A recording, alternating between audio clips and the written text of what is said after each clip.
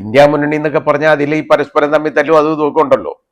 അപ്പോൾ രാഹുൽ ഗാന്ധി അദ്ദേഹം ചെയ്ത ഒരു വലിയ നല്ലൊരു കാര്യമുണ്ട് കേട്ടോ. അതിനു മുമ്പ് നമ്മുടെ 2-3 സുപ്രീം കോടതി ജഡ്ജിമാരും ഒക്കെ അതുപോലെ തന്നെ നേരത്തെ ശ്രീ റാം ഉൾപ്പെടെയുള്ളവർ ഒരു പ്രധാനമന്ത്രിക്ക് ഒരു കത്തയച്ചു. അതായത് പ്രതിപക്ഷ നേതാവായിട്ട് അവർ പറയുന്ന രാഹുൽ ഗാന്ധിയും അതേപോലെ തന്നെ പ്രധാനമന്ത്രിയും തമ്മിൽ ഇതിനെ സംബന്ധിച്ച് ഒരു സംവാദം നടത്തണം ഓപ്പണായിട്ട്. അവരുടെ അജണ്ടകൾ എന്തൊക്കെയാണ്, അവരുടെ കാര്യങ്ങൾ എന്തൊക്കെയാണ്, അവരെന്തൊക്കെ ജനങ്ങൾക്ക് ചെയ്യാൻ ഉദ്ദേശിക്കുന്നു എന്നുള്ളതിനെക്കുറിച്ച് ഒരു പരസ്യ സംവാദം വേണം എന്നവരൊക്കെ ആവശ്യപ്പെട്ടു. ശ്രീ രാഹുൽ ഗാന്ധി വെല്ലുവിളിച്ചു അദ്ദേഹത്തിനോട് ഈ ഒരു സംവാദം നടത്താൻ പ്രധാനമന്ത്രിയെ. അപ്പോൾ അതിന് ഉള്ള മറുപടി എന്തുവെന്നറിയോ? അത് സ്മൃതി ഇറാനിയെ കൊണ്ടാണ് ആ മറുപടി ഒളിപ്പിച്ചേക്കുന്നത്. BJP ഒളിപ്പിച്ചേക്കുന്നത് അതിന് പ്രധാനമന്ത്രി കാൻഡിഡേറ്റ് ആണോ രാഹുൽ ഗാന്ധി എന്ന് വെച്ചാൽ അത് അടി ഉണ്ടാക്കണം കേട്ടോ. അപ്പൊ ഇത് ഈ രീതിയിലാണ്. എന്നാലും ഇത് പ്രധാനമന്ത്രി അതിന് മൗനവുമാണ്. ആ മൗനത്തിന്റെ അർത്ഥം എന്താണെന്നറിയാവോ? ഈ സംവാദത്തിന് തയ്യാറാവത്തില്ലെന്നുള്ളതാണ്. സംവാദത്തിന് തയ്യാറായാൽ ഉച്ച വെളിയിലാവും, അതാണ് പ്രശ്നം. അപ്പോൾ അതിന് തയ്യാറല്ല. ആ രീതിയിലാണ് നമ്മൾ കാണുന്നത്. തയ്യാറായാൽ നല്ലതാണ്. എൻ്റെ അഭിപ്രായത്തിൽ നിർബന്ധമായിട്ടും തീർച്ചയായിട്ടും നമ്മുടെ ബഹുമാനപ്പെട്ട പ്രധാനമന്ത്രി ശ്രീ രാഹുൽ ഗാന്ധിയുമായിട്ടൊരു സംവാദത്തിന് തയ്യാറാവണം. രാഹുൽ ഗാന്ധി എന്ന് പറയുന്ന ആൾ അത്ര മോശക്കാരനൊന്നും അല്ല. അദ്ദേഹം ഒരു വലിയ രാഷ്ട്രീയ പശ്ചാത്തലമുള്ള ഒരാളാണ്. മാത്രമല്ല ഇപ്പൊ കാര്യങ്ങൾ പഠിച്ച് ഗ്രഹിച്ച് ശരിയായ രീതിയിൽ ചെയ്യുന്ന ഒരാളെന്നുള്ള ഒരു ഇമേജ് അദ്ദേഹത്തിന് കിട്ടിയിട്ടുണ്ട്. അത് നേരത്തെ ഉള്ളതുപോലൊന്നും അല്ല. വളരെ വലിയൊരു ഇമേജ് ഇപ്പം ക്രിയേറ്റ് ചെയ്യാൻ പറ്റിയിട്ടുണ്ട്, വന്നിട്ടുണ്ട്. അത് ക്രിയേറ്റ് ചെയ്തതല്ല, ഉള്ളത് തന്നെയാണ്.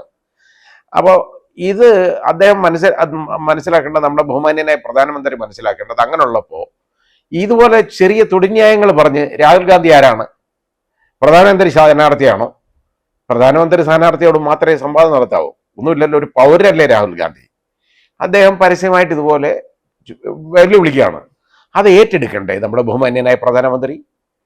അത് ഏറ്റെടുത്തില്ലെങ്കിൽ എന്താണ് ഇതിനകത്തുള്ളത്? എന്താ ധൈര്യമാണ് അദ്ദേഹത്തിനുള്ളത്? എന്ത് നെഞ്ചുറപ്പാണ് അദ്ദേഹത്തിനുള്ളത്? അത് ആളുകൾ ചിന്തിക്കത്തില്ലേ? അപ്പോൾ അത് മിണ്ടാതിരിക്കുകയാണ്, ഒന്നും പറയുന്നില്ല. എൻ്റെ അഭിപ്രായത്തിൽ അദ്ദേഹം മൗനം വെടിയണം. നമ്മുടെ നാടിന് വേണ്ടി നമ്മുടെ ബഹുമാന്യരായ 2-3 സുപ്രീം കോടതി ജഡ്ജിമാരും ശ്രീ റാമും ഒക്കെ ആവശ്യപ്പെട്ടത് മാതിരി ഒരു പരസ്യ സംവാദത്തിന് അദ്ദേഹം തയ്യാറാകണം. പ്രതിപക്ഷത്തിന്റെ ഭാഗം രാഹുൽ ഗാന്ധി വിശദീകരിക്കട്ടെ എന്താണെന്ന്. ഒന്നുമില്ലെങ്കിൽ അദ്ദേഹത്തിന് ചോദ്യം ചെയ്യാമല്ലോ. അതുപോലെ അദ്ദേഹത്തിന്റെ, അതായത് ഭരണപക്ഷത്തിന്റെ ഇതിന് എന്തൊക്കെയാണ് അതിന്റെ പ്രത്യേകതകളെന്നും അതേപോലെ തന്നെ അവരുടെ അജണ്ടകൾ എന്താണെന്നും ഒക്കെ അദ്ദേഹം വെളിവാക്കട്ടെ. എന്തൊക്കെ ജനങ്ങൾക്ക് കൊടുക്കുന്നു ജനങ്ങളൊന്ന് തിരിച്ചറിയട്ടെ ഇലക്ഷനകത്ത്. അത് ചെയ്യാൻ തയ്യാറാവണ്ടേ? അത് ചെയ്യാൻ തയ്യാറാവാതിരിക്കുന്നത് ഒളിച്ചോടലാണ് എന്നുള്ളത് ജനങ്ങൾ തിരിച്ചറിയില്ലേ? ഇത് മോശമാണ്. യഥാർത്ഥത്തിൽ ഇങ്ങനൊരു സംവാദം ആവശ്യമാണ്. കാരണം അത് പരസ്യ സംവാദം, ഇത് ഇവിടെ മറ്റ് രാജ്യങ്ങളിലെല്ലാം ഉള്ളതല്ലേ. ഇപ്പോൾ US എലക്ഷൻ, അതായത് നമ്മുടെ അമേരിക്കൻ പ്രസിഡന്റ് ഇലക്ഷൻ, പരസ്യ സംവാദം എന്ന് പറയുന്നത് എപ്പോഴും ഉള്ളതല്ലേ. അവര് ആ പരസ്യ സംവാദത്തിലാണ് അവരുടെ ഗ്രാഫ് കയറുന്നതും ഇറങ്ങുന്നതും. അപ്പൊ അതിന് യഥാർത്ഥത്തിൽ നമുക്ക് അതൊക്കെ ഒന്ന് നടപ്പാക്കുന്നതിൽ എന്താ കുഴപ്പം ഇനിയുള്ള കാലത്ത്? അതല്ല നിങ്ങൾ പ്രധാനമന്ത്രി സ്ഥാനാർത്ഥിയാണോ എങ്കിൽ മാത്രമേ ഞാൻ വരുള്ളൂ എന്ന് പറയുന്നതിൽ എന്താ അർത്ഥമുള്ളത്?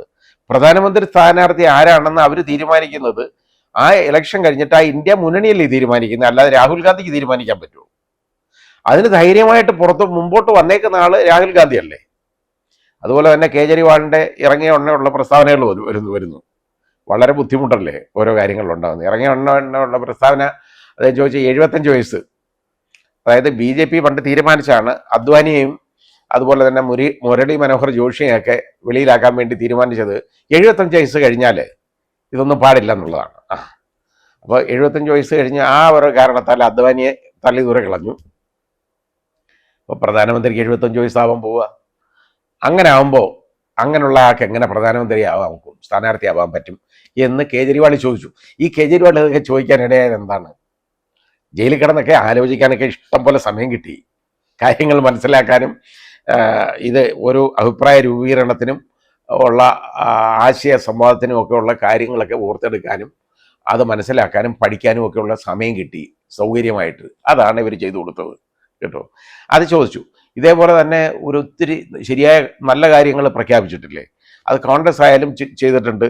അല്ല 15 ലക്ഷം രൂപ ഒരു അക്കൗണ്ടിൽ ആരുടെയും എല്ലാവരുടെയും അക്കൗണ്ടിൽ വരുമെന്നുള്ളതൊന്നും കോൺഗ്രസ് പറഞ്ഞിട്ടില്ല. അവരുടെ ഇന്ത്യയുടെ പ്രകടന പത്രികയിൽ അവർ പറഞ്ഞത് ഒരു പാവപ്പെട്ട കുടുംബത്തിലെ ഒരു സ്ത്രീയുടെ പേരിലും 1 ലക്ഷം രൂപ വരും. 15 ലക്ഷം ഒന്നും പറഞ്ഞിട്ടുണ്ട്, 1 ലക്ഷം രൂപ അക്കൗണ്ടിൽ വരുമെന്ന് പറഞ്ഞിട്ടുണ്ട്. യഥാർത്ഥത്തിൽ അതൊക്കെ കൊടുക്കാവുന്ന കാര്യമാണ്. ഇത് നമ്മൾ മലേഷ്യ പോലുള്ള രാജ്യങ്ങൾ നമ്മൾ നോക്കണം, അവിടെയൊക്കെ കൊടുക്കുന്ന കാര്യമാണ്. അല്ല ഇത് വെറുതെ അല്ല. എന്ന് പറഞ്ഞ പോലെ നമ്മുടെ രാജ്യത്ത് അതിലുമൊക്കെ ഉപസംഹരണത്തിന് ശേഷിയുള്ള നമ്മുടെ രാജ്യത്ത് ഇത് നടക്കാവുന്നതാണ്, ഒരു പ്രശ്നമുള്ളതല്ല. അല്ലാതെ മറ്റേ സ്വിസ് ബാങ്കിൽ കിടക്കുന്ന പൈസയൊക്കെ എടുത്തിട്ട് അതിൽ നിന്ന് കൊണ്ടുവന്ന് 15 ലക്ഷം രൂപ ഓരോരുത്തരുടെ അക്കൗണ്ടിൽ വരും എന്നുള്ള പ്രഖ്യാപനമൊന്നും ഇവർ നടത്തിയിട്ടില്ലല്ലോ. അതുപോലെ തന്നെ കേജ്രിവാൾ നടത്തുന്നത് ഇലക്ട്രിസിറ്റി, പാവപ്പെട്ടവർക്ക് സൗജന്യ ഇലക്ട്രിസിറ്റി കൊടുക്കുമെന്ന് പറഞ്ഞു. അതൊക്കെ വലിയ കാര്യങ്ങളല്ലേ, നമ്മുടെ രാജ്യത്ത് വേണ്ടതല്ലേ? ഈ പാവപ്പെട്ടവരെ സംരക്ഷിക്കുന്നതല്ലേ നമ്മുടെ ബാധ്യത? അത് നമ്മൾ ചെയ്യണ്ടേ? എപ്പോഴും കഴിയാവുന്നതിന് കാശുള്ളവന്, ടാക്സ് പേയേഴ്സ്, ഇൻകം ടാക്സ് പേയേഴ്സിന് അവർക്കിതൊന്നും കൊടുക്കണ്ട. പക്ഷേ ബാക്കിയുള്ള ആളുകൾക്ക്, പാവങ്ങളെന്ന് പറയുന്ന ഒരു വിഭാഗം രാജ്യത്തുണ്ടല്ലോ, അതുകൊണ്ട് പാവങ്ങളെ നമ്മൾ സ്നേഹിക്കല്ലേ വേണ്ടേ, ഇഷ്ടപ്പെടണ്ടേ? അല്ലാതെ പാവങ്ങളെ തള്ളിക്കളയല്ലോ വേണ്ടത്. നമുക്ക് എന്നും അംബാനിമാരും അദാനിമാരും മാത്രമൊന്നും പോരല്ലോ, പാവങ്ങളും വേണ്ടേ കൂടെ എന്നൊന്ന് ചിന്തിക്കണം.